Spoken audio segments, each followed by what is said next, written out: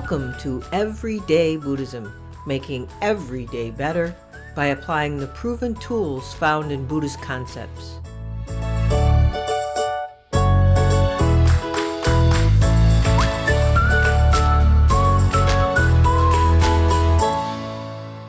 Welcome to episode 66 of Everyday Buddhism, making every day better. In this episode, it's a sort of a special episode because I'm talking with Pamela Patton, who leads the Pastoral Ministries program at All Souls New York City, a Unitarian Universalist congregation on the Upper East Side of Manhattan. I was introduced to Pamela through one of the wonderful gentlemen who send me suggestions for podcast guests, from people he helps in promotional activities. But he does go to All Souls New York City, and he talked about what a wonderful person Pamela Patton was. And we've had a couple of conversations prior to the one we are having today on the podcast episode. And she is a wonderful person. But the reason I thought it would be special is, number one, I thought I would be wonderful to introduce people to All Souls New York City, whether you are in New York City or not.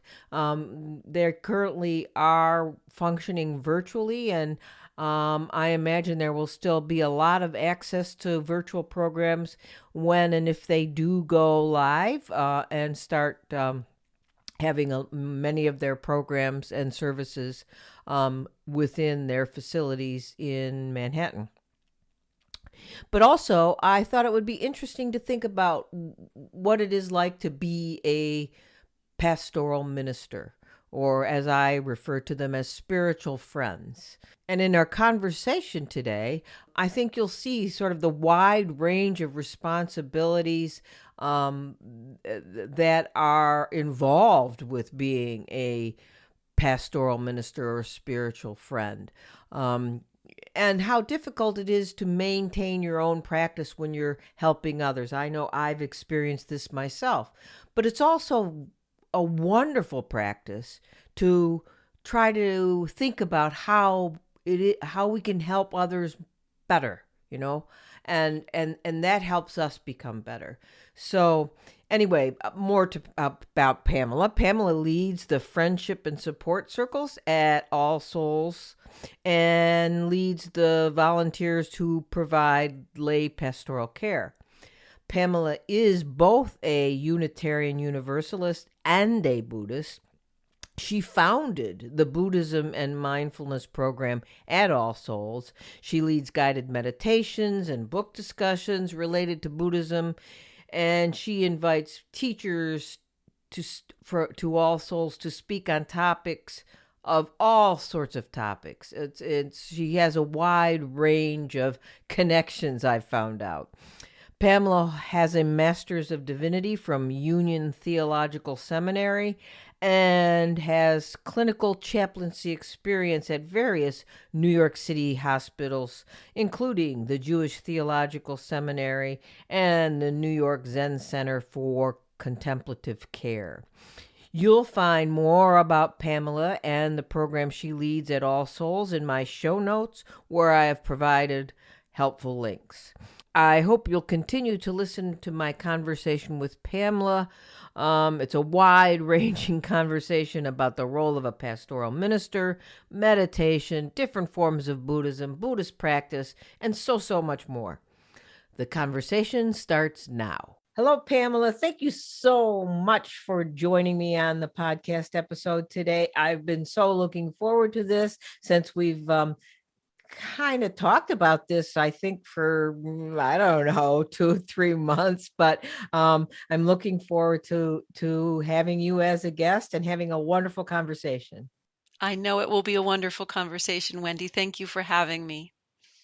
So I shared your bio in the intro to the conversation, but can you share a little more about and feel free, this is a podcast. You can go as long as you want. That's okay. If you feel like you're rambling, perfectly okay. But so share a little more about your personal and professional background and how it intersects with Buddhism, because people know from my intro that you're the director of Pastoral Ministries at All Souls in New York City. But that doesn't necessarily mean you're a Buddhist. So it's, I think, be interesting to my guest how that all came about in both ways, how you got to be a pastoral director of pastoral whatever ministries, and your Buddhist background and how you got there. So all yours, go for it.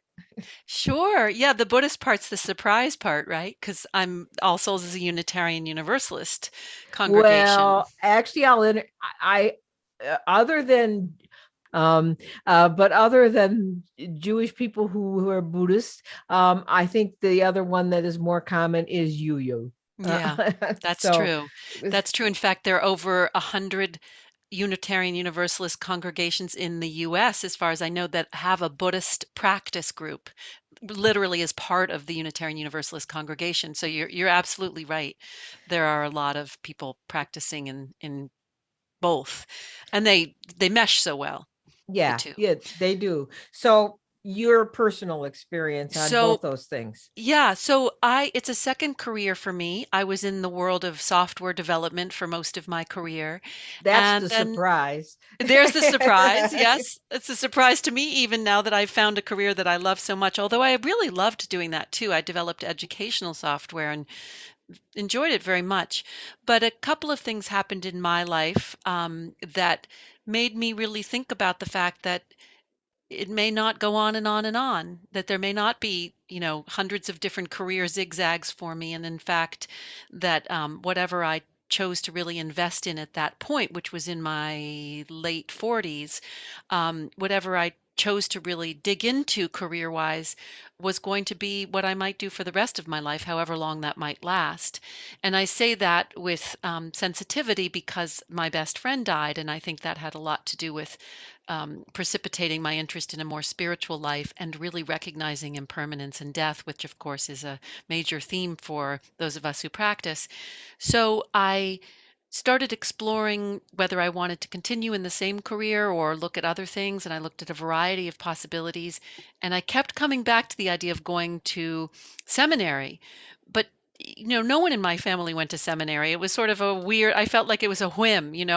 I couldn't take myself too seriously.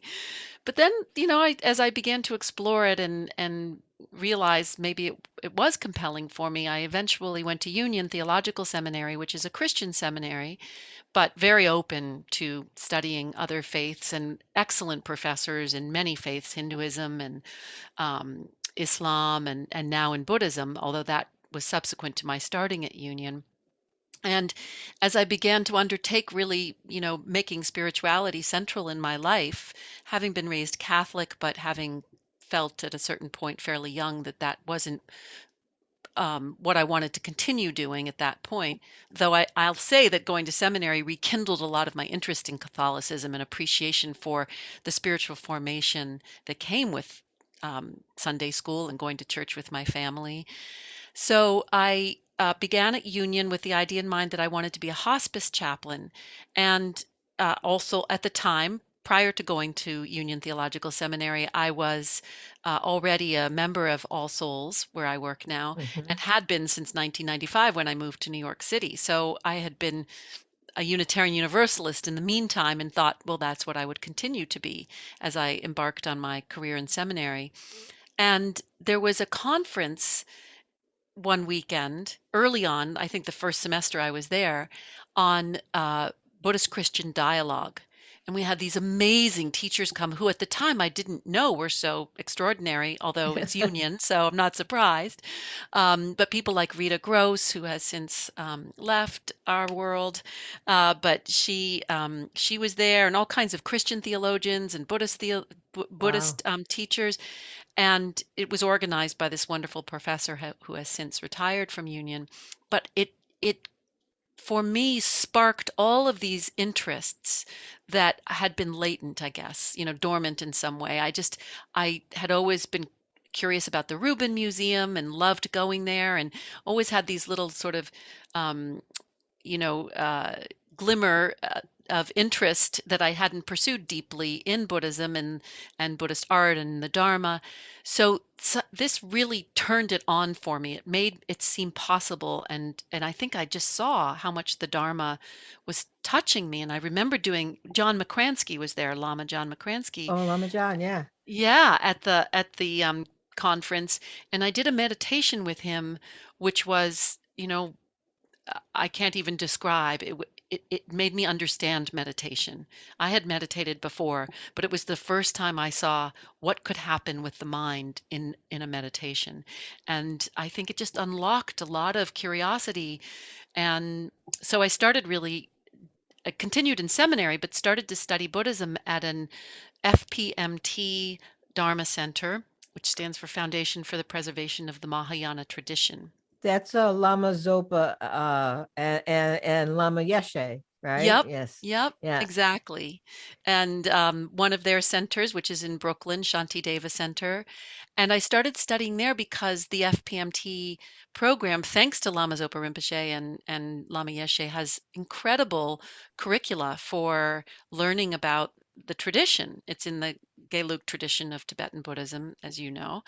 And so I took this course, Discovering Buddhism, which takes about 2 years, and thought that would I couldn't really study Buddhism at Union. There were some courses which I took, but it was limited. Now it's expansive. I mean, now they have a huge Really? Buddhism program. It's fantastic with this person leading it, Greg Snyder, who is one of the best teachers I've ever encountered. And I hope to keep taking auditing classes with him forever. He's amazing.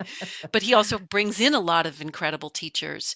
So, but that happened toward the end of my time at Union. In the meantime, I needed to find a place to study, and I somebody suggested Shantideva Center, where I did this Discovering Buddhism program with a wonderful teacher who is not a formal teacher. He's considered a facilitator because he's not ordained, but he's a therapist and a spectacular human being. And so between him and the actual material in the course, the more I studied, the more I realized this was speaking to me, and this is the kind of practice I wanted to pursue.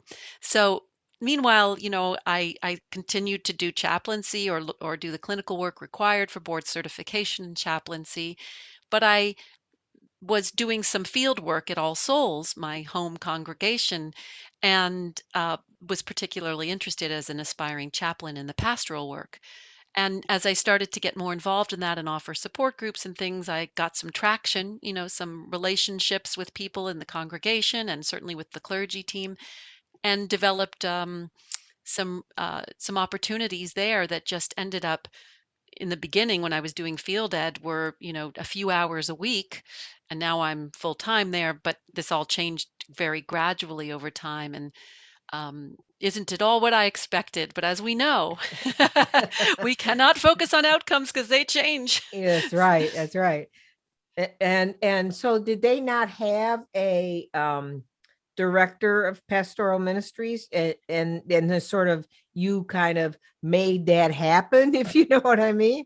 Well, yeah, I made it happen in the sense that I filled in a space that was well received and appreciated by the community, the staff, as well as the congregation, the congregants.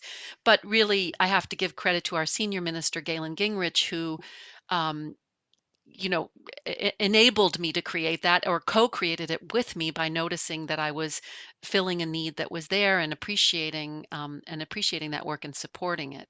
Awesome. How long have you been in that role? Either part-time and or full-time combined?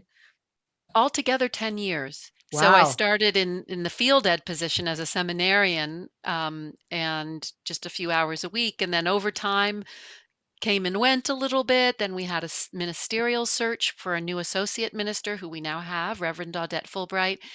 And during the couple of years we were searching for her, I sort of had an interim role.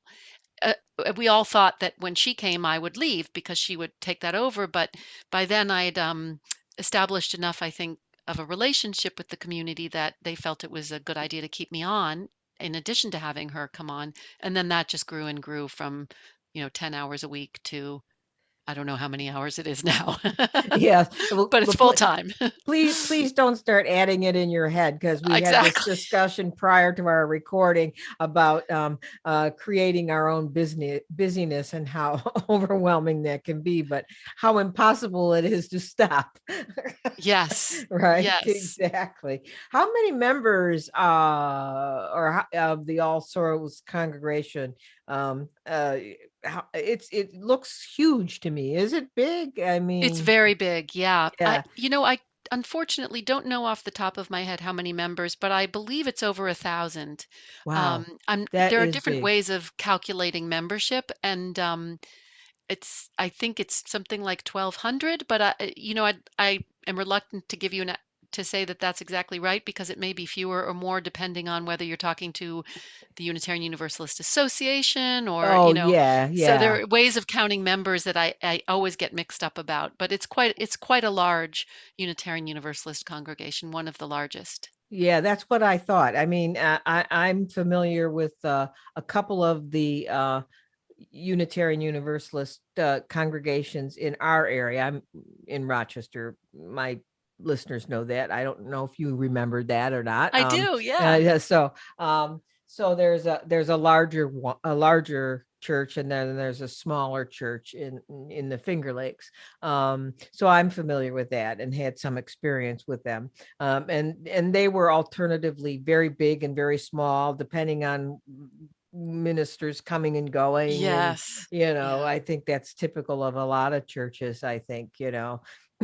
So, but what I noticed about your participation is, you put me on your email list for all of my listeners. And you told me before you did that feel free to unsubscribe at any time, and I haven't, because it's fascinating. And I was so struck by the number of programs. And I was like, so you're a pastoral, a spiritual friend, somebody who's there to help, but yet you're this administrator of all these programs. So your busyness is unbelievable in my mind. I'm looking at all the programs you're administering. I know you have people co-lead and co-facilitate, but you're planning it all, right? Yeah. Yeah. Yeah. It's quite a lot to keep track of. I mean, I send the emails like we were talking earlier. I don't have any administrative help. So I send the emails. Move the videos, the recordings from Zoom to Vimeo, all these like You do, little yeah. bits and pieces. I don't edit them because I don't know how. I wish I did know how, of course I could learn, but I'm not sure I can handle Don't more. volunteer. Yeah, exactly. And sometimes I get help with that, which is great. Um, so yes, it's a lot, and I think one of the difficulties as a Dharma practitioner, and something I talk to teachers about a lot, and I'm always curious, I'd love to hear your thoughts about this, is that, that balance between offering the Dharma, not in a proselytizing way, of course, but offering the Dharma to those who are interested in hearing about it, and keeping my own practice intact and making time for that and finding that balance, because someone like Venerable Thupten Chodron, who is a wonderful teacher, Right. a nun, in American nun, says, practice like your hair's on fire. so Yes.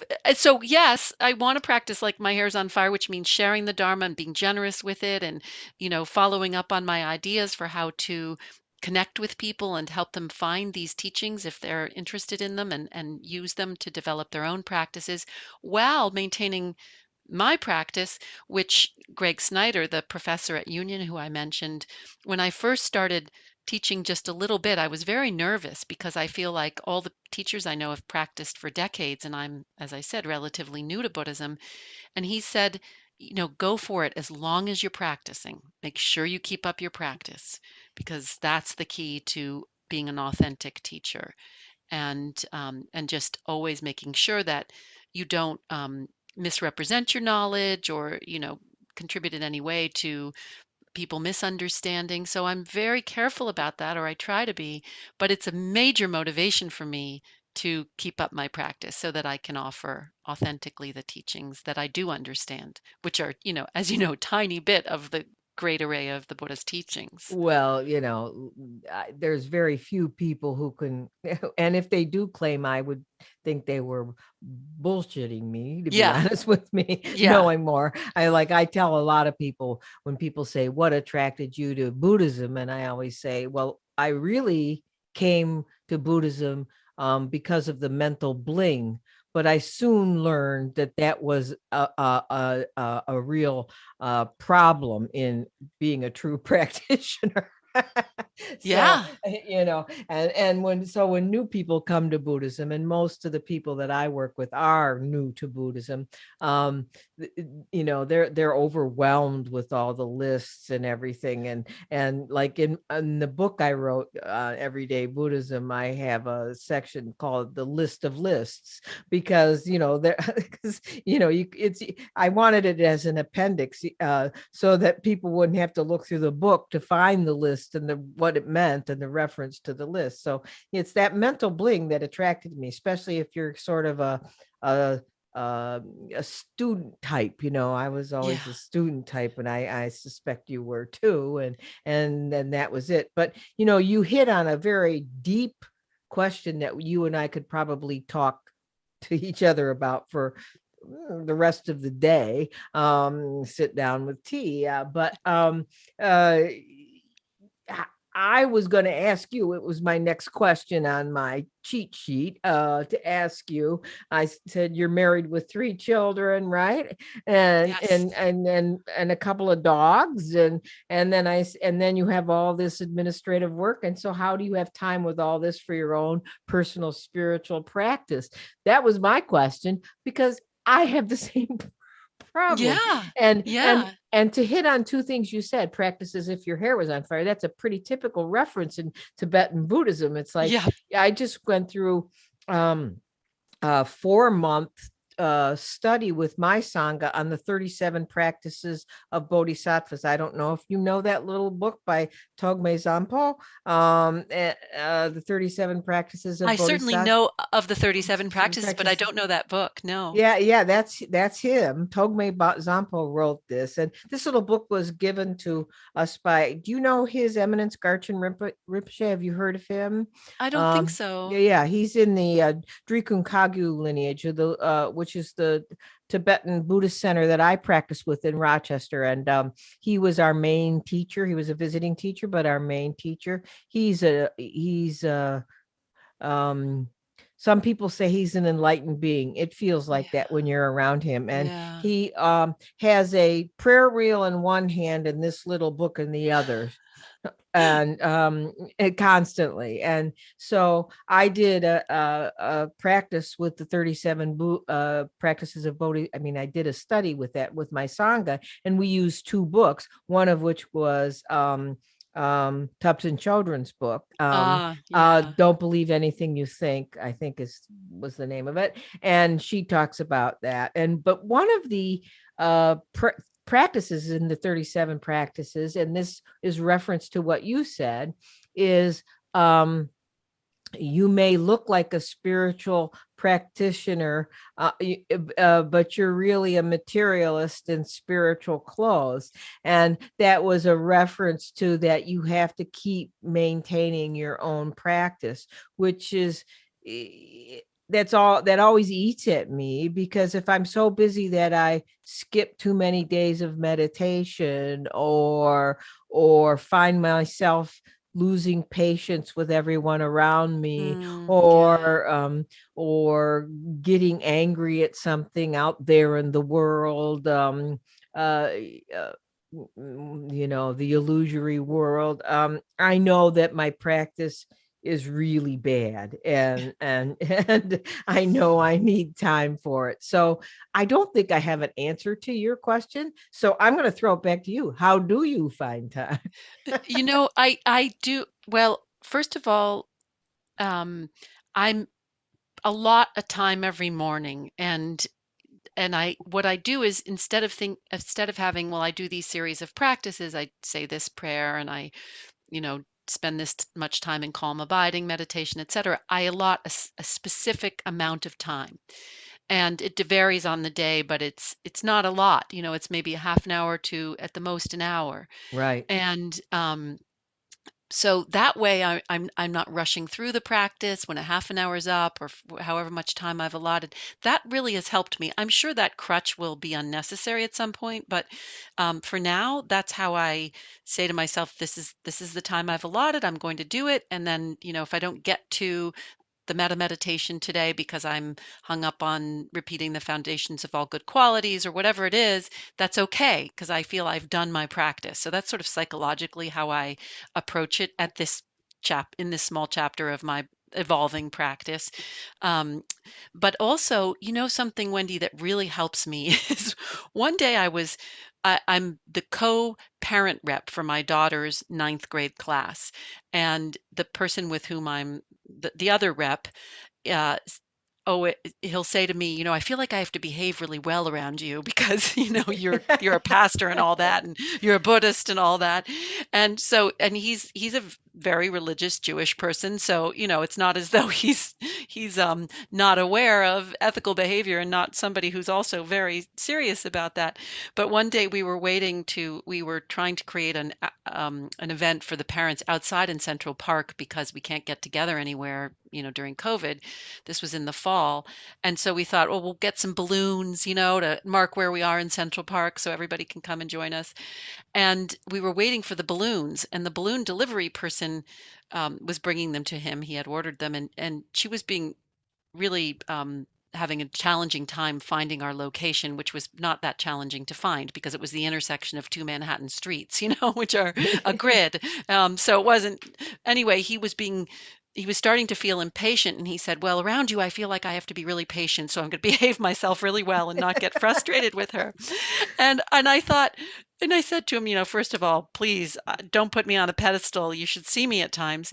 But what it I internalized as a result and realized is I can really benefit from imagining that the people for whom I care as a pastor and as Buddhist, as a Dharma facilitator, if I imagine them watching me and expecting the best of me, not Ah. in a critical way, not looking at me and saying, "Ah, I knew she was a fake," or just looking at me and saying, "How would you behave, Pamela, in this situation? Because I'm in it too, and I want you to help me." And of course, I look to them as well. I have people in my community who are just extraordinarily compassionate and generous people in ways that I am not. So I look to them for inspiration and teachings, and they look to me. But I sometimes think, what would they be thinking if they saw me right now? And that helps me. And so the point is that I think my practice and my work inform one another and fuel one another in that sense. That I want to be the best I can be for the sake of the people I'm caring for, and that makes a big impact. Yeah, that's a great story, and it's so true. I had a I studied a lot in the Gaelic tradition as well, and then practiced and taught in the Drikung Kagyu tradition. So I'm a mix of everything actually, but You are. I love it. I'm like a hybrid something or other. And my favorite readings are Christian mystics. So go figure. I don't know what I am, and it doesn't matter anyway. So anyway, one of the Galup teachers that I had would say, don't bother to shut the door because the Buddhas can see you no matter what you're doing. So, and I was like that, and that always stuck with me. And the other thing he used to say was, there are Buddhas everywhere. Watch out. It's true, right? It could be the squirrel in the park. That's the thing. So it doesn't even matter if it's the people you're ministering to or teaching. It's like they're everywhere. So just try It's to remember true. that and behave yourself. sort I of. remember my best friend saying, the one who died, who I talked about earlier. I remember we were together one July and she had toddlers at that point. And I remember her saying to her son, "Watch out, Santa can see everything you do." I thought, that is horrible. It's July. It is horrible. And yeah, and it's like, well, I remember my Protestant upbringing. I had that sort of thought when, about, Jesus seeing everything I did, and Santa seeing everything I did. But then when my Buddhist teacher said, the Buddhas are everywhere, watch out, it's like, oh, you too. Yeah, and it helps us. It really Yeah, helps us. So, it does. I teased Liza about that, but I think it struck me as beneficial at the time, even though, it was a little cheap to do it with our little kids. So you talk about your practice, and and feel free to detail it, because some of my listeners may not know what you're talking about, but it might interest them enough that they would look it up, because I try to cover in my podcast all forms of Buddhism. Because when people come to me and say, what would Buddhism say about this? I actually had a podcast episode about this way back at the beginning of launching the podcast, and I did a sort of satire on that. What would Buddhism say, or what would the Buddha do, or one of those things. And it's like, my answer is always, well, there is no one Buddhism. Yeah. So it really depends on who you're asking, number one, and who's teaching, and what references they have. And one of my recent podcast guests, Vanessa Sasson, who wrote the book Yoshodhara and the Buddha, about the Buddha's wife, she said that because she's a religious scholar and studied primarily in the Buddhist tradition. She studies Buddhism, all the historical references. She translates Pali and Sanskrit, and but she felt the need to write a fiction about the Buddha's wife, since a lot of the blanks weren't filled in. We only knew, and she knows a lot more of the things that aren't blank that we think are blank from her studies. But she said she was always worried about someone asking her, how dare you write a book about the Buddha's wife? How, as if, who is she to write As though it's about grandiose or something. Yeah. And then she said, and the more I thought about it, I thought, the Buddhist canon is an ongoing and open teaching. There is no one Bible. It's unlimited in time and scope. If the Buddha and his wife were supposedly together for hundreds of lifetimes, and the time when the Buddha became enlightened was their last lifetime together, supposedly, by the tales of the Buddha and his past lives. So she said, well, isn't that what Buddhism is all about? It's an ongoing narrative. It's not open and shut. Why not write a story about it? So I don't know what got me there. It was something you said, but anyway. You were asking about the practices, I think. Yeah, what I'd like you to tell me is, because, boy, did you see where I went on that? Gee, I have a tendency of like going down the river stream of consciousness. I'm with you. I'm Okay. with you. Yeah, you were talking about all the ways of answering, of practicing Buddhism. Yeah. So, grab me and anchor me once in a while if I get lost. But anyway, I wanted you to say what your practices were, because a lot of people, first of all, don't know much about Tibetan practices. And I don't know whether you're a Vajrayana practitioner, as in visualization and empowerments and stuff, or whether you're primarily a Sutrayana practitioner, the non-Vajrayana type, or whether you're both. And so if you could talk a little bit about that, I think that would be very interesting to the listeners. Sure. And I just wanted to say one thing about all these forms of Buddhism that you were mentioning. And I forget the professor's name who wrote the book about the Buddha's Vanessa wife. Sasan, yeah. Vanessa Sasang. Um, but just also I often remind myself and try to remind people who are attending my programs of all the Buddha's teachings and how he taught according to his audience. And so teachings can seem contradictory. He really sensed, because he was so wise, who was with him and what they needed to hear. So I think even that further compounds the complexity of the way we can approach the Right. Dharma. And it also calms me down a little bit when I try to get sort of attached to learning it all, which of course we know is impossible, but it's sort of like going into the library and thinking, I just want to read everything. It's very much of an attachment thing. But my practice is, of course, evolving. But a few of the things that I always do every day in my practice are the five reminders, and I use Thich Nhat Hanh's translation. Perfect. Yeah. Do you want me to Yeah. say them, or Yes, that's enough to? say them. I love Thich Nhat Hanh's version of the five reminders, but yes. Okay, so his translation is, I am of the nature to grow old, there is no escaping old age. I am of the nature to have ill health, there is no escaping ill health. I am of the nature to die, there is no escaping death. All that I cherish and everyone that I love is of the nature to change. There is no escaping being separated from them. My actions are my only belongings. There is no escaping the consequences of my actions. My actions are the ground upon which I stand.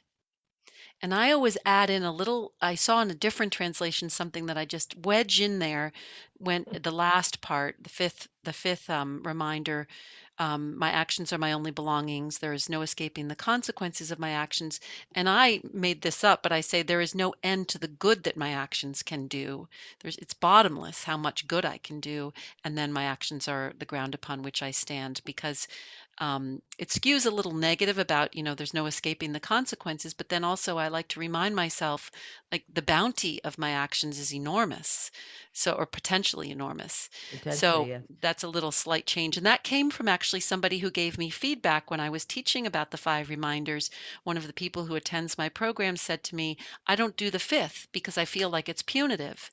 And I realized it could sound that way. It didn't to me at the time. So that's why I added that in my own practice. So I do that, and I do the prayer, the foundation of all good qualities, which is, as I'm sure you know, the Lam Rim in a condensed version. So um, And I'm we're going to interject, the Lamrim is a Galup oh yeah. tradition, just so people know. And Galup is just, Tibetan Buddhism. That's another thing. There isn't one Tibetan Buddhism. So just so people know, to make things even more complicated. so, so It's go ahead. true. So it's one of the four, although then there's the Bun tradition, so there's a lot, it's never clear. Right. Um, and it will always keep changing, which of course we already know is one of the marks of existence. But anyway, yeah, in the Gaelic tradition, the Gelugpa tradition, we do the Lamrim, which is a summary of the teachings. I mean, essentially. And so the foundation of all good qualities is a summary of the summary. It's a prayer that's maybe 16 stanzas long that addresses all the things we need to do on the path to care for our minds and care for all beings. So I haven't quite memorized it, but I'm getting there. I've been working on Wow. memorizing it for a little while. And then I always read, so there's a book of Lamrim teachings, a year's worth of Lamrim teachings that Lama Zopa Rinpoche and Lama Yeshe have given, and each one is a page. So I read a page of that a day and reflect on it. And then I do some other things. Let's see, I do prostrations, and I take refuge, and I do the what else do I always do? I have to walk myself through it. Various other prayers like the 8 verses of mind transformation. Hmm. I'm getting some of the titles wrong because I only say them now. I don't look at the titles anymore, but Is it the I know them by heart. 7 point mind training like Lojong or? It's now it's, of course, I can't conjure it up because I'm not thinking, I'm not doing my practice, Well, but because everybody refers to things in different ways. So yeah, I that's what. know that's the problem too, right? It's the 8 worldly winds, the 8 worldly concerns, the 8 worldly dharmas, the samsara, The list, the um, list, the the list. lists Yes. of lists. I'm glad to know you have that reference for me to look at. No, no, Um, it's very basic. So you probably got that down. So I yeah. don't know. I don't know. Especially given all the different translations. But it's the 8 verses of thought transformation. It's the ways in which we work with our minds. So it's things like uh, if how our enemies, quote, using the word Right, right, enemies right. as it's translated, um, is how they are our most important teachers, Yeah, yeah, this kind yeah, of thing. And yeah. if it, when we sense that we are about to speak or act in a way that's not wholesome, that we catch ourselves and we watch our own minds and we use it as an opportunity to get to know our minds better. So it's the 8 verses of thought transformation. That's the title of it, Yeah, or at yeah. least that's one of the titles. Well, yeah, it sounds like the 7 point mind training, but I don't know it as the 8 verses of thought transformation. So that's fascinating. Yeah, it's very helpful to me and reminds me all the time that the people who I'm having trouble with are my teachers and Yes. that my Put own them mind above is, you. yes, Yes. right. I am the lowest. I mean, that's, Yeah. I'm always reluctant to share that because people can react very, have a Yes, they great can. difficulty hearing it with good reason. I mean, these were protected teachings for many, many years that, we only advanced practitioners were allowed to learn or hear. And so now that they're widely known, not everybody's ready to hear them. And I had my own difficulties in the beginning. I think I feel pretty comfortable with them now. But, saying things like, I'm the lowest in the room, and everybody is my teacher. For people who have been through a lot of trauma as children and things, it's really tough to hear. Well, and that does sound like Lojong, by the way, the 7 point mind training. So I am getting, maybe it's just the way Lama Zopa and Lama Yeshe refer to it. But so one thing I want to interject on that is the lamas that I took teachings with always said it's that a lot of this is, it's not just that, because these really aren't hidden teachings. So Lojong kind of is, because those were all Sutrayana, that you didn't need empowerment to get those teachings, and you don't now. But the interest, it's cultural mostly. The lamas used to, I would have the lamas that I took teachings with would say, I was so shocked when I came to America and found all this problem with people not feeling confident, Oh, now yeah. Yeah. not feeling, and that they put themselves down and they felt inadequate, and it's in, and I remember this one lama says it's completely unheard of in Tibet, completely I've unheard heard of. that too. Yeah, Yeah. and he said, and then he would always end by saying, did you know that to feel that way is the highest form of being conceited Mm. or is self-focused. um Self-grasping. Yep. Excel, Yeah. yeah. So yeah, it is a cultural thing, I think. So yes, it is hard if someone has trauma and stuff, but it's like, I think it's in Tibet, like, I mean, their whole life is a trauma, but yet they don't have a problem with it because it's just That's a that, really good point, Wendy. Yeah. it's, I think, primarily cultural.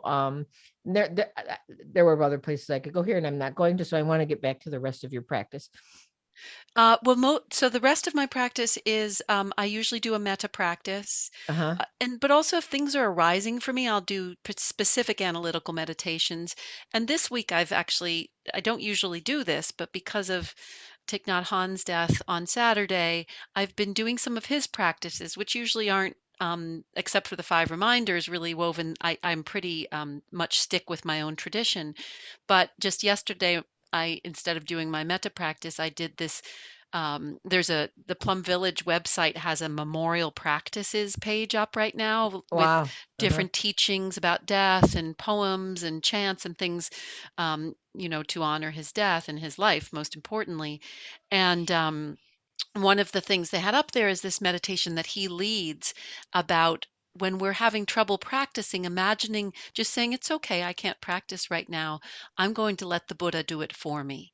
And then imagining our Buddha essence doing the practice with the back straight and the breathing. And he just walks you through this experience of the Buddha doing the practice in our own bodies. And so sometimes, you know, in this case, it was his death and my wanting to be connected with him that led me to do this particular meditation. But I do usually do metta, or sometimes I do, working with difficult emotions like a rain practice, Mm-hmm. that kind of thing. And then I always do a calm abiding meditation, and it's not that long because and I have a hard time with it. And I am a Sutrayana practitioner, but I do sometimes, as you know, and we visualize in the calm abiding either, a Buddha or a green Tara, or use the breath as our object of focus. And I am find it most useful to use my breath, but I also try to visualize a Buddha because I think it'll help my practice. But I have a really tough time with it. I can't do it for Yeah. long, and have a long ways to go. I practiced both Vajrayana and Sutrayana, and one of the problems I had with Vajrayana is visualization. I'm a very verbal person. Me If too. if you haven't noticed, Me so too. I have a so tough time with visualization, and a yeah. friend of mine who's a Dharma practitioner, who's a musician, he recently sent me an article. If I can find it, I'll forward it to you, about how difficult it is for some of us to visualize and why these practices can be challenging for us as a result. Yeah, exactly. I mean, I remember when I first came to Tibetan Buddhism, and I went to this. I did Galup for a long time. Galup was study, and so it was more study. It was the Lam, and which I loved because I was, like I said, I came to Buddhism because of the mental blink. So I was all about the Yeah. Lam. It's like wonderful. It's like I get it. The graduated path. Yeah, keep me going. Graduate me. um but then when I really buckled down and joined a center and got empowerments from different lamas, and we were doing, and at the center we were doing all these um uh, you know empowered practices. Like in our center, we were at the time we were doing a Vajrayana practice. Vajrayana is one of the deities, one of the bodhisattvas. And I remember coming up to the director one day and saying, if we're supposed to understand that the world is an illusion and try to see life as it is, why are we making up illusions? It's- Please explain. what was the answer?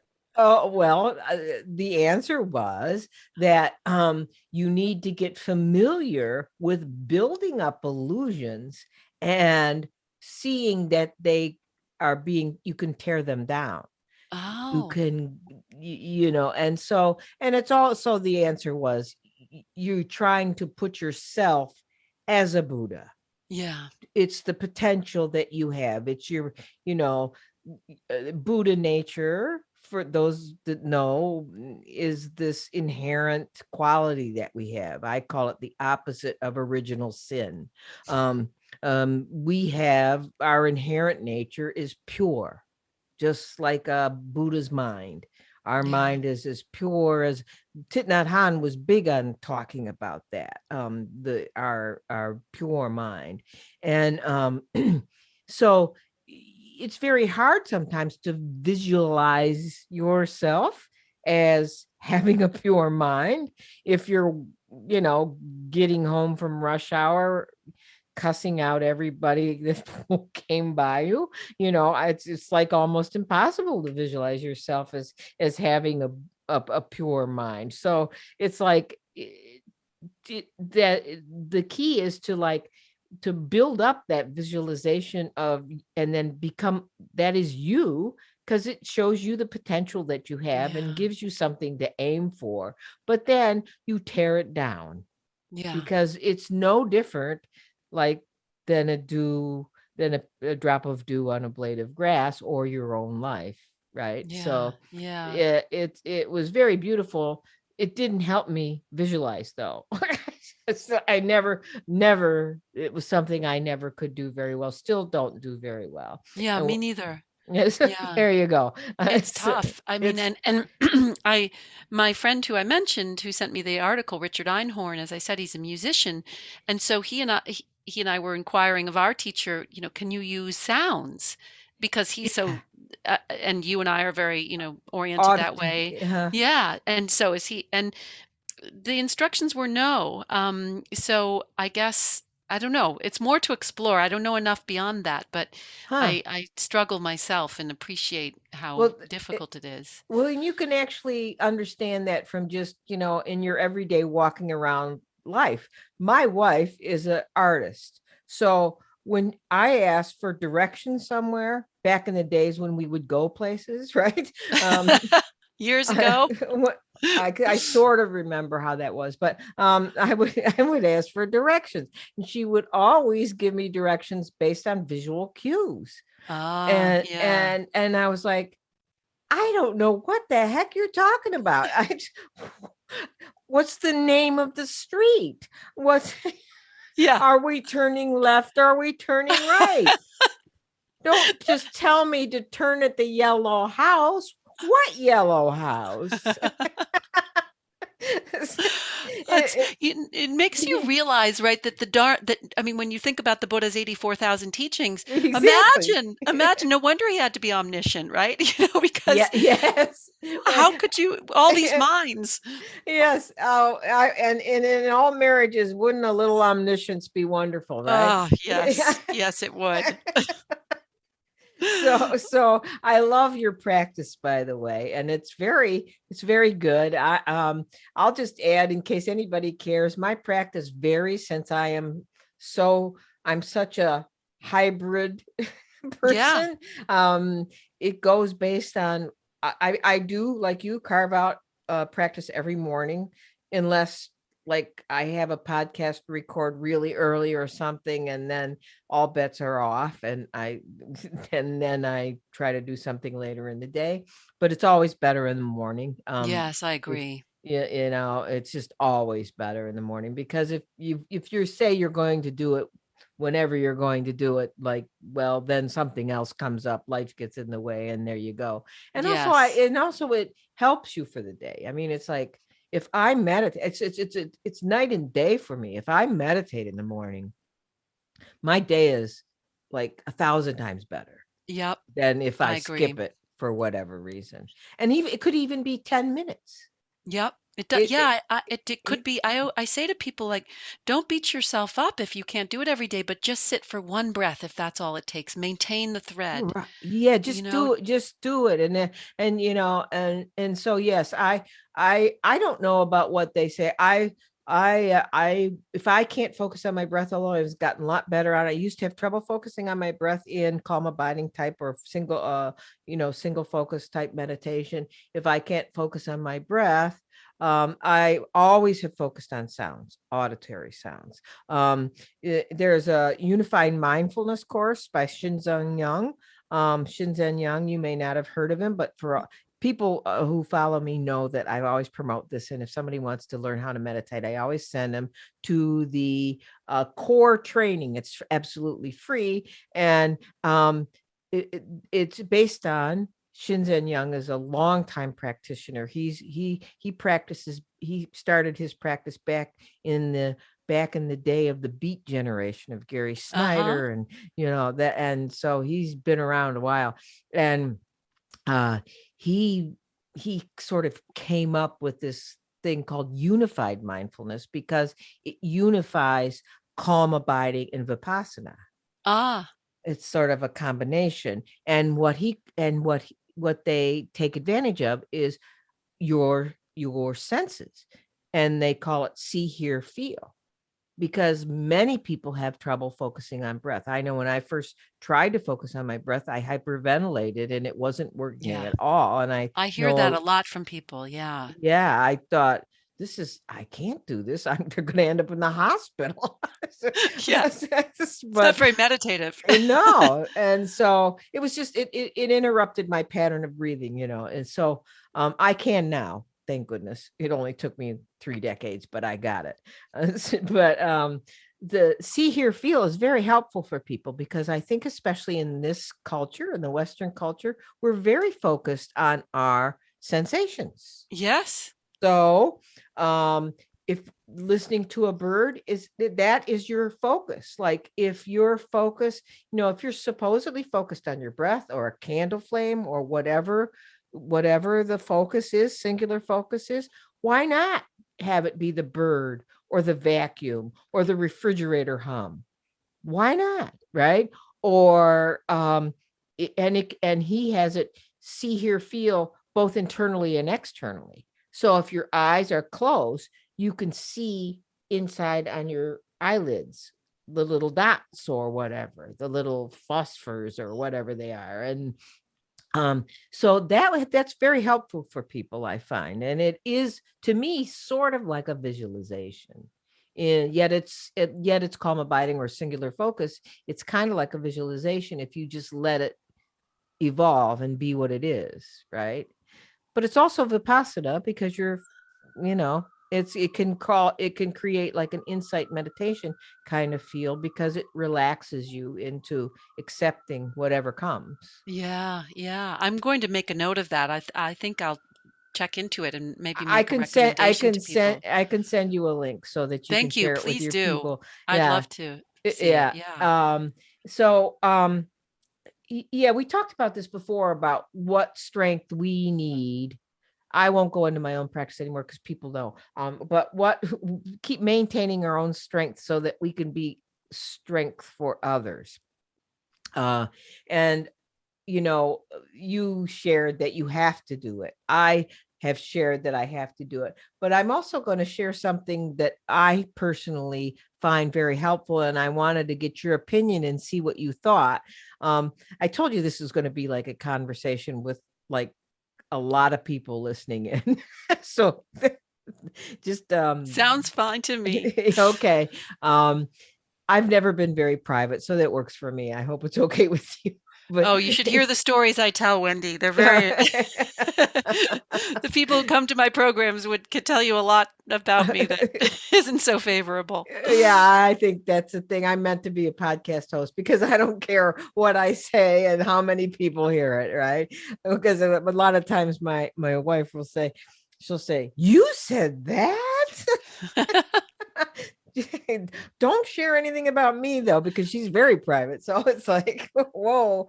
But anyway, people watching, we talked about people watching us, keeping us in the straight and narrow.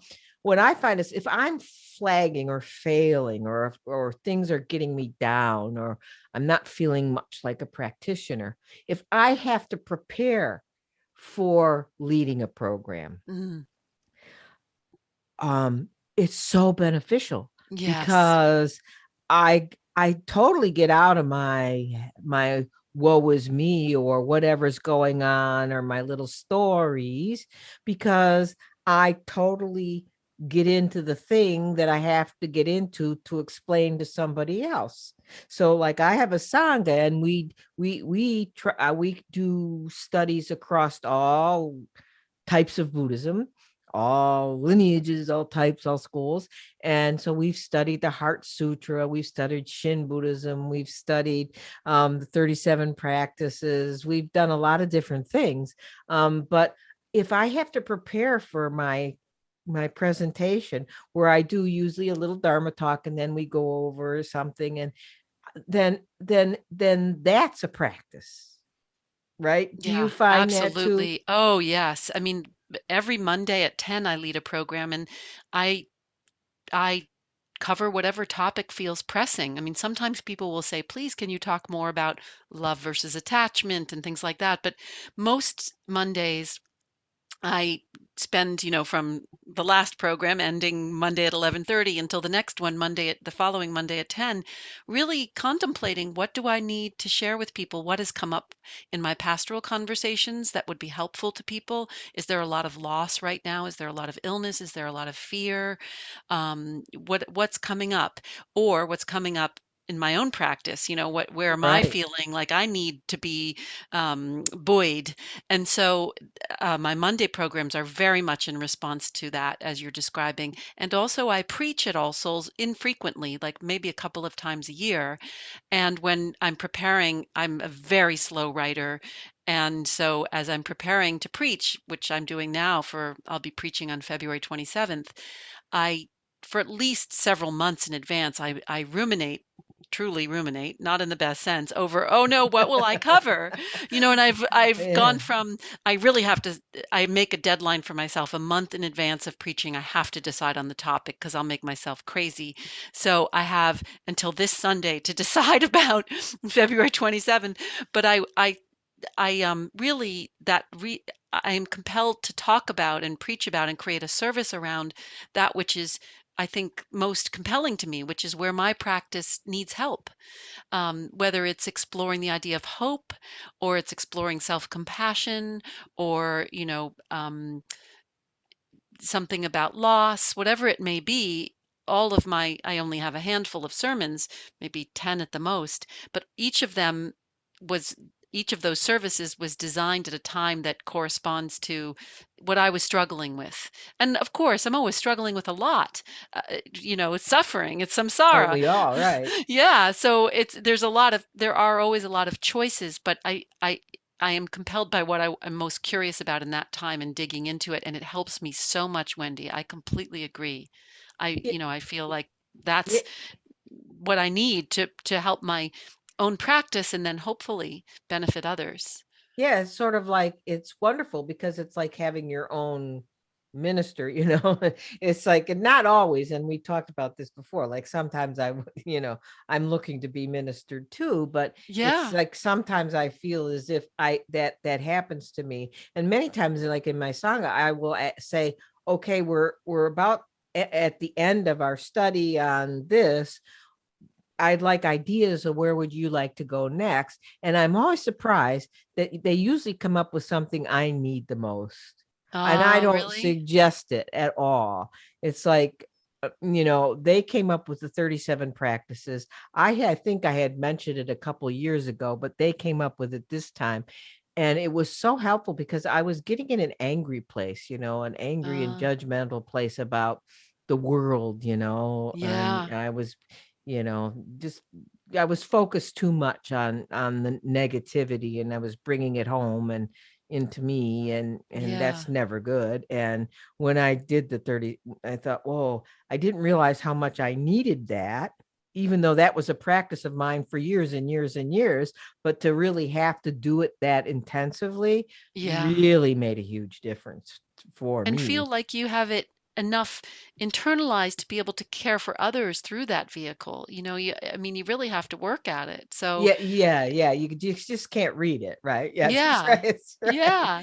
We've Yeah. had that with so I lead a book discussion on Thursdays at 10. We started with Pema Chodron's When Things Fall Apart at the very beginning of the pandemic, but then as we finished that, I had the same sort of debate, what do we turn to next? And I asked people to make recommendations, and we ended up doing Karuna Katan's book, which was excellent. And then we did Thupten Jinpa's book, Fearless Heart, and now we're doing Mathieu Ricard's Happiness. And I don't know what we'll do next, but it's kind of fun to see, looking back. Wow, we decide how. I mean, I really made the decision about the titles, but I got lots of input from people, and then you find you're reading a chapter together that so touches you, and Right. like tomorrow we're doing one on hatred.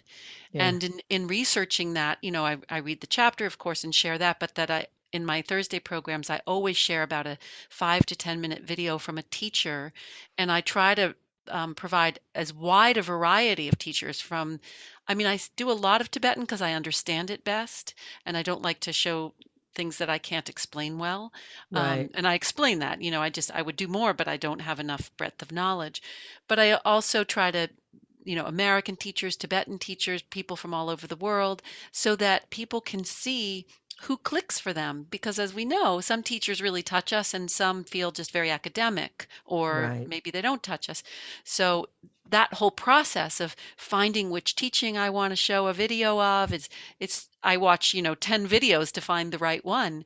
And in the process, I'm taking it all in. Exactly. It's which if you told yourself, I'm going to do this for my own personal, you wouldn't do it, right? Exactly. Exactly. We do it to benefit others, but of That's course we right. know from our practice we have to benefit ourselves to benefit others. So it's like sort of a little bit like when I set my watch forward by 5 minutes that I hope I'll get somewhere on time because I've tricked myself into what time it is. Oh, well, that trick gets old fast because then it's 5 minutes fast. So that you've got Yeah, it it's 5 minutes. true. It's true.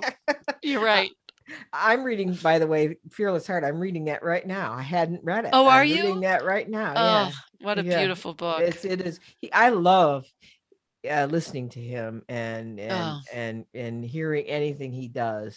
And as we talked about the stuff that's on, and I want to circle back to this, and I know this sounds disjointed, but people are used to me now being like this. Is you talked about all the special stuff up on the Plum Village website. There is a Plum Village app for people who don't know. It's a Oh, yeah. wonderful app, and I use that in my practice a lot. What aspect of it do you use? There's a ton of guided meditations and Uh-huh. they do these wonderful chants that are almost like Christian hymns. It has the sound of a Oh, yes. Gregorian chant. Yeah. Do you know what I'm talking I do. about? I'm familiar with those. Yeah, they're beautiful. Well, the Heart Sutra one is one of my favorites. I do And do that. you listen in English or to the Vietnamese No, or? to the English one, Uh-huh. and I forget the gentleman's name that does the singing on the one that I'm just in love with. I do it every day at the end of my practice, and I sing with it. Ah. Although I don't, my voice is not anywhere near his, but it helps me to chant along with it, and then I bang it out on my keyboard later just to keep it in my head all the time, because the Heart Sutra is like my home ground. Uh-huh. It's where I always tend to go. So that's beautiful. And they have a lot of guided meditations. Kyra Jewel has quite a few on there. So there's a lot of wonderful songs, and it's just it's a great app. So Oh, I'm going to recommend that. I knew it existed, but I hadn't really explored it. So thank you for that. I actually put it on the chat on Monday for your Oh, crew. good. I Great. don't know if anybody saw it, but I don't think I provided the link. I just said, look for the app. I'll put it up on my website too, as under the resources. Yeah, there's so much available. And many times I will listen to it as I go to sleep at night. Oh, yeah. Because it's just so peaceful. It's wonderful. Like I told when I had the podcast with Kyra Duolingo, I said, did you know that you sing me to sleep many times? Oh, I heard you say that. I thought that was really sweet. And so it's so true. So, we talked about you being busy and you too busy. If do you have much time, because when you think about somebody who's a pastoral minister or a pastoral counselor, you don't necessarily think about all the programs they're administering, right? That's not the first thing that comes to your head. First thing that comes to your head is that you're counseling or being a spiritual friend to individuals or maybe small groups. And since you have all this administrative work, do you have time to, or do you have a scheduled time, or how do you minister the people who need you individually? I meet a lot one-on-one with people, a lot. Uh-huh. So I generally these days we mostly meet over Zoom. So that's something I do. I spend a fair amount of time every week having one-on-one meetings with people. And I also have open we call it Tea and Talk. We just started this, Reverend Audette and I, where we have an open Zoom room and people can pop in over the course of an hour and say hi. And it's since it started, I'm not quite sure how it will evolve. But the idea was to just have casual conversation, not have it be a formal program, and be able to discuss whatever people feel like they want to discuss and meet each other, because our congregation, the church itself, is closed at the moment, so people can't really get together. Um, I didn't mention this earlier when I talked about the job of Director of Pastoral Ministries and how we created that job at All Souls, but I also, um, maybe a couple of years into being in that position, created the Buddhism and Mindfulness program. So there wasn't really any Buddhism per se happening at All Souls before that. Right. I invited Pilar Jennings, who's a Union Theological Seminary professor and a psychotherapist and a practitioner and teacher herself of Tibetan Buddhism. I invited her to come and start leading a monthly sangha, and she graciously did so, and developed quite a lot of following. She's just very gifted and a wonderful human being. And in the process, got some momentum. And then I started teaching mindfulness. And then, we had Harry Miller, who is a very generous Chan practitioner and translator and scholar of Chan Buddhism. He teaches, and he started a Dharma study group. So, all the pieces started coming together. And then Wonderful. when COVID happened, I started offering a lot more online, for obvious reasons. And people started coming out of nowhere, and we really, suddenly found ourselves with a much larger group of people interested. So the program part of it wasn't really part of the job initially. It was really meant to be more of the pastoral counseling. And I do also sometimes run groups like grief support, caregiver support. I'm thinking of doing some other things. I have some more less traditional ideas about how to do that. I co-lead with one of our members and a ministerial intern, a group called Being Mortal. So people can come and talk about death and end of life. And it's Buddhist informed, because that's my point of view, but the other two are not Buddhist practitioners. So it's really about end of life and death, and an open place to discuss that. So Actually, I mean to interrupt, but I don't want to no, forget. I just sent that link on Being Mortal to uh, a friend of mine. She became a friend. She reached out to me after the podcast, and we had a few counseling sessions. And she has a very serious disease, and that could impact her mortality relatively soon, and she's got a younger child, and she practices FPMT too. She took the foundations course. She's in the UK. But I sent her that link today over Facebook Messenger, and she was thrilled because thank you. she always asks me about what does Zen say about death? Because she's exploring all that because of what she's facing, and what her family is facing. And so she was thrilled at that. So you may be, I think we just sent somebody else to All Souls from the UK. Wonderful. Well, please tell her to feel free to reach out to me personally, and, so we can make some connection, so it feels more like, she feels more warmly invited to attend. I'd be glad to talk to I her. definitely will. She actually did say she might want to reach out to somebody and ask some questions. So good. Please tell her. I'd be glad to. And also, I'll just mention, Wendy, for anyone's sake who's listening, that I'm taking a year-long class right now through Spirit Rock called A Year to Live. And it's based on Stephen Levine's book, A Year to Live.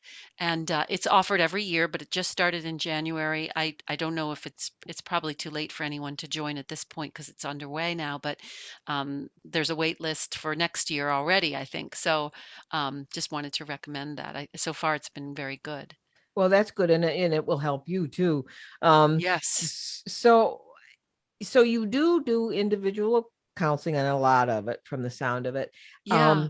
And you've been there 10 years. Is that what you said, about 10 years? I've been 10 years working. I became a member, or I joined All Souls as a congregant in 1995. So I've been around for a while, but not in that role. Not in my role at all. I mean, I was back in my other career, and I was also very much the person who sat in the back pew, just went to the Sunday worship service, took a lot in from the experience of the service, tried to recalibrate and went home, but I didn't make any friends there really, or, I was very much kind of going solo when I went to the service on a Sunday. So as I often tell people, watch out because you think you're in the back pew and you think you're all quiet and everything, and next thing you know, you're in the chancel. Oh, well, actually, I've always said, I say to my friends and family is like, I always want to find a church where I can sit in the back pew because I'm always taking a more leadership role in all the Buddhist communities. Yeah. It would be nice to just like disappear into the pew or something like that. Doesn't always work though. No, it doesn't. And it's you have to sit on your hand and put your hand over your mouth and not volunteer for anything. One of the things I've been thinking about is if you've been there 10 years in your role, okay, I'm sure that the subject matter of what people have come to you about in need of has changed over the years. Now, obviously, since the pandemic, whoa, yeah, right. But Yeah. and we'll get to that. But and this, I'm not asking about like individual issues, but what do you think the main concern is for people from a spiritual perspective, especially from a UU point of view, which is different than than maybe theistic pastoral counseling? Maybe, I don't know, I'm just throwing this out there. Yeah. Yeah. So what do you, and I don't know, I'm sure you haven't tallied it all up, and so I'm asking a question that you may not have an answer for, but give me the best shot. I think, well, because I'm trained as a chaplain, and chaplains are by definition interfaith. So a lot of the work I've done in pastoring people has been in the hospital, in my clinical units as a chaplain. I can make a little bit of a distinction between Unitarian Universalist pastoral work and doing it in the hospital where, you whoever's in the room is what you work with, whether they're Right. Baptist or Jewish or Muslim or whatever they may be. Um, and I would say that it's about connection. It's that's so often what it's about, whether it's connection, with parents who um, have with whom someone has a difficult relationship and has since they were a child, or it's about connection with friends. It's amazing how many people come to me and say, I really need to talk about a relationship with a friend that's failing, and I'm just destroyed by it because we've been friends for a long time, and I don't know how to navigate it. I feel like we're separating as our friendship is, going two separate ways, and I'm heartbroken over it.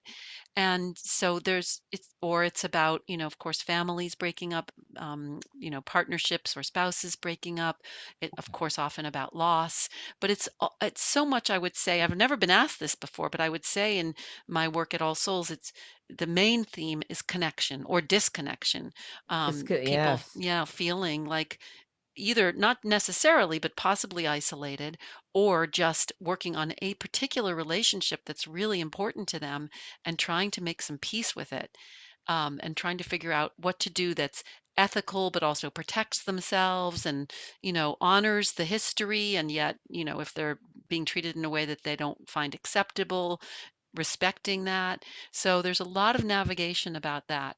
And I think that's probably whereas in the hospital, when I now chaplains will, at least in the hospitals in which I worked, I walked into every single room. Mhm. So sometimes very rarely people said no thank you, go away. I mean, that happened maybe 5 times in thousands of people that I've seen. But some people, they may be theistic or they may not be. In those Among those who have any kind of faith affiliation, often the conversations are about what's happening between them and God, and Right. that isn't as common. Although there are many theists among Unitarian Universalists, some are theistic, some are agnostics, some are not. Are not, would call them Absolutely. non-theists. There aren't as many conversations about the relationship with God, and although most people are very amenable to my offering a prayer whether or not, whatever the prayer may be, to Spirit of Life, whatever it may be. Yeah. And I bet this kind of leads to the second question, and it's very related to connection too, I think, is so this probably just multiplies the number of a number of times people come to you about connection, is how do you help people? And man, I know this is a bad question to ask because Go for it. Let me see if I can take it. You'll probably yell at me when we're done recording, but how do you help people navigate the uncertainty of our times? The pandemic, the sort of the I call it the dystopian novel in which we live, it's the pandemic, the climate change, and separation of so many times. Is what I'm dealing with people, is separation of friends and family due to political and social problems that have risen in since the pandemic, since the political atmosphere before the pandemic. I mean, sometimes it seems to me when I'm talking to people, one of my go-tos is just, impermanence. It's all going to change anyway, and it's just changing shape, changing form, changing nature. There is no beginning, there's no end. There's no beginning of anger, there's no end of anger, and which is pretty hard if someone doesn't have a real Buddhist perspective to understand. It is hard. Yeah. But people do understand impermanence because it's a part of life. They may run from it, but they understand it. But that's about the only thing I've ever come up with in answering those questions about all the stuff that's happening right now. Is like, in my book I wrote, the wonderful thing about impermanence is that crappy things will stop and good things will happen, and that's about it. Right. But that's, I don't have anything else. How do you answer all those questions? Well, I mentioned a teacher who I took the Discovering Buddhism class with at Shantideva Center. His name is Gus Kutz. And I asked him that question at the very beginning of the pandemic, because he ran a program just to sort of help us along in the very beginning. And I loved his answer. He said, so I think of the beginning of the pandemic as March 13th. That was the day that we shut down All Souls. And, so that's just the date that's fixed in my head. And I'll use that for the sake of making the point. And he said, and he was using the same date. He said, so on March 12th, you thought that on March 13th, you would be going about your business. You knew that there was this thing called COVID, and you knew it was creeping up on us, but you thought you'd look at your calendar and see what you had to do that day, and you would go about your business and do it. And then everything shut down precipitously. And so the uncertainty was there on March 12th. You just weren't paying attention to it. Right. And suddenly, boom, you're triggered.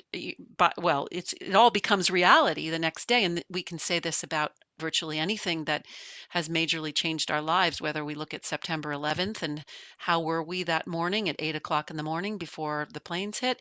It was a beautiful day in New York City. And we can say that about a diagnosis. We can say that about anything. So that really stuck for me about these teachings about uncertainty and impermanence, that we have this delusion, and you and I know, because we talk with people a lot about how people accept impermanence intellectually, but putting it into a practice or a realization, as we say in my tradition, is a whole different story. Exactly. And so that's why we have to meditate on it and use opportunities like this to really say uncertainty is there in the next moment all the time. The causes and conditions that come together to cause the next moment. Like you and I could be disconnected from Zoom like that because your internet connection goes down or mine does, or which is very likely to happen, actually. That's on the higher likelihood. Right. But I think that really helped me, and that was and I share that story a lot with people because they remember They did. I don't know. We're getting pretty far down the pandemic, Path. duration by now.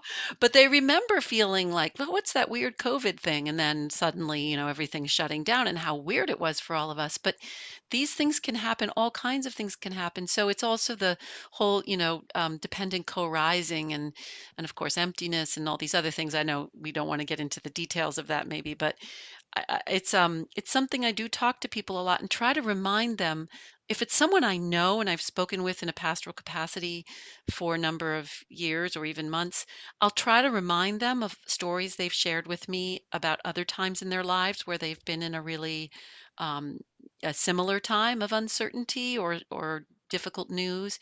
If I don't know them that well, I'll ask them, because we all have that in us. We all have that awareness that things can Right. turn at any moment. We just have to make it more top of mind. And I'll just mention one other thing because I happened yesterday to be listening to a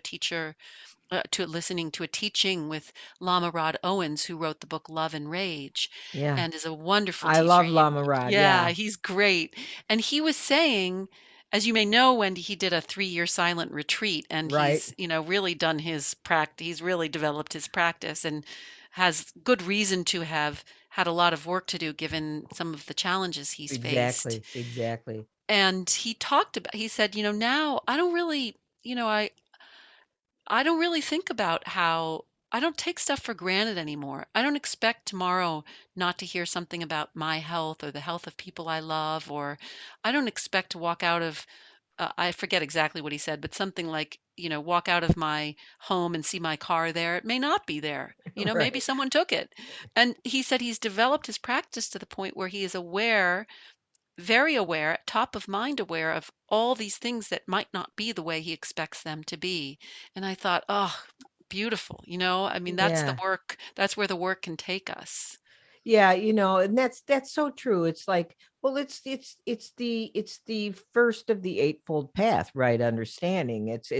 It's the three marks of existence. It's like, and I always say to people, it's like, and I'm still seeing it, and it frustrates me, and it shouldn't frustrate me but even after all these, we're entering in our third calendar year of the pandemic, and people are still talking as if uncertainty doesn't exist, as if in their complaining voices, when are we going to get back to normal, why is this happening, and all angry, and like it's someone else's fault, and Yeah. do you know what Yeah. I mean? It's like, So much suffering it in is that it mindset, right? it isn't, but yet it is, you know and maybe it's not prevailing, and maybe just seems prevailing if you're like looking out there, but it seems like the prevailing attitude to me. And Mm. it's like sometimes I just want to take like a bucket of like dharma paint and just pour it over everybody, and now you understand that everything always was uncertain, you just faked yourself into believing it wasn't. It's so true. It's so hard to, I mean, even for me, I have so much I take for granted, and I catch myself, if for example, there's no hot water in the Oh morning, I yeah. feel entitled to my hot water, right? How dare it? Yes, Yeah. yeah, yeah, exactly. I live in a place that we have power failures pretty much consistently a lot. Well, we live in a very treed area, and Yeah. we're in a, what they call it, a wind tunnel. It's downwind of two lakes and Georgian Bay, both Lake Erie and Lake Ontario. And so we get uh hurricane force winds, Wow. a lot, like 85 miles an hour, that knocks down all the poles. And we live in a treed neighborhood, so we don't have power a lot. I mean, not a lot, but it's quite frequently. I mean, and I hear my neighbors, they complain about it all the time. It's like, well, what are you going to do about it? Move away. I mean, this is how it is here. Yeah. And it's like, but yet I'll that's the same way. It's like, I'm like, oh no, not again. in, it's like, It's and such a good opportunity for practice, though, right? That can be your activator. it could be, but I always find myself muttering and Interesting. Yeah. rather than practicing. You could just meditate in the dark, but instead I'm just thinking, I'm cursing the dark, right? But losing power is a big deal. I mean, it's not easy to tolerate that. But it reminds me of a friend of mine is ordained in the Triratna tradition. Her name is Upayati, and she's a great mentor to me. And she, during the pandemic, I live near the hospital, and so the increase in sirens Oh was my quite gosh, yeah, noticeable. So, already we hear a lot of sirens here, but it was, I don't know, double. It seemed like many more. And of course, my sensitivity was higher because of of COVID. course. And she said to me, "I use the sirens as a mindfulness bell." And that Wow. completely switched my mind. I found that so brilliant and so helpful that I was able to train my mind to hear the sirens as a mindfulness bell. And it made all the difference. So, sometimes the other training can feed into It can. tolerating certain things. Yeah. It definitely can. So with that excellent piece of advice of mindfulness bells, which you can use anything as a mindfulness bell. Yeah. For those of you who live in Manhattan, obviously sirens are it. We don't, but crashing trees could be hit here. I mean, that could be it. But everybody's got something that they could use that's a negative that could be turned into a mindfulness bell or a positive. Yeah. It's Yeah. just and it is about allowing your mind to be flexible and open, which is not always easy to do, for sure. Oh, So yeah. yeah, not always. So Pamela, thank you for joining me on this podcast and this wonderful conversation, which just felt like it flew by, and I know it didn't, but I don't want to It keep you felt like much. that to me too, Wendy. It's such a pleasure to talk to you, and I love our conversations and hope we'll continue even if we're not doing them for a podcast. Oh, I would love that as well. So thank you again for joining us, and you'll be back for sure. You'll be back. Wonderful, and I hope you'll come to one of my programs and offer us some teachings. I definitely will. Thank you. A quick correction here before I close out the show. Earlier in the conversation with Pamela, I was talking about we were talking about visualization, and I was talking about a practice I did with my Tibetan Sangha, and I referred to it as Vajrayana, which is the style of practice of Tibetan Buddhism where you do visualization. But the actual specific practice I was trying to refer to, which I kept mislabeling as Vajrayana, it was Vajrasattva. That was the deity or bodhisattva that we were visualizing and practicing. So had to make that correction because I didn't want people to get confused. So bear with me. It happens sometimes. That's it for this episode. I hope you enjoyed it. I certainly did. As you could hear, Pamela and I could probably talk forever and ever.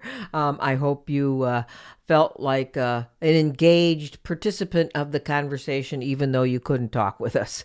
Don't forget that you can join me and others in the private, donation-supported Everyday Sangha that meets virtually via Zoom every other week on Saturday mornings at 10 a.m. U.S. Eastern Time. The Sangha is just finishing a study, we just finished a study this past Saturday on practice of the 37 practices of Bodhisattvas. And we're about to begin a new practice. We are still discussing what we'd like to focus on, but if you'd like to join the Sangha at the start of a new practice, now would be a good time. And please consider supporting the efforts of this podcast and related groups by becoming a community member for $5 a month. If you do, you will have access to blogs, members-only podcasts, an education series, multiple education series, a private Facebook group, and our new Introduction to Buddhism class which is more than halfway through its first run, but look for it to start again tentatively at the beginning of June. The class is free to members of the Everyday Buddhism community and the Everyday Sangha. If you don't follow me or Everyday Buddhism on any of those social media platforms, go to the Everyday Buddhism website and join the membership community if you're not already a member of the community or of the Everyday Sangha. You can go to www.everyday-buddhism.com and click on the tab that says Join Community or Sangha. And you can join the Sangha there too, not just the membership community. I can't stress enough how thankful I am to those of you who donate or join our groups, since I do not seek podcast sponsors and do not ask for membership financial commitments to the Sangha or membership community. My work and the cost of the infrastructure needed to support what I do is entirely self-funded, except for your donations. Also, a few other notes I've been forgetting to mention are, number one, I want to thank those of you who write in with comments and questions. I do read everything, but I can't always respond. I am, however, thinking about doing a podcast episode soon, focusing on a couple of listener questions about the complexity of love relationships. And number two, don't forget to rate and review the podcast on your favorite podcast platform. It's important to share the podcast with others if you find it helpful in your life. And if you could, please take a moment to review or comment and not just put a rating on it, okay?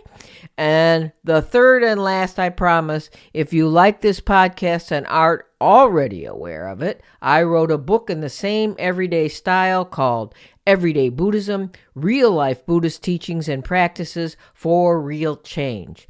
Look for it on Amazon. And if you've read it already, or when you're done reading it, please take a minute again to rate and review. That's all for the announcements, and that's all for this episode. So until next time, keep finding ways to make yours and everyone's days better.